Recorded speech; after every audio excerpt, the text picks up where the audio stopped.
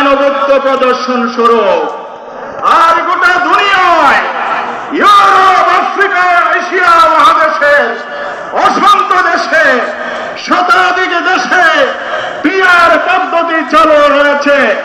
7 দফার অন্যতম দাবি অবিলম্বে নির্বাচনকে যদি কালো টাকা, ফ্যাসিবাদ, নমিনেশন বাণিজ্য এবং মানুষের ভোটাধিকারের নিশ্চয়তা দিতে হয়, পিআর পদ্ধতি ছাড়া কোনো উপায় নাই, বিকল্প নাই, বিকল্প নাই, কোনো বিকল্প নয়।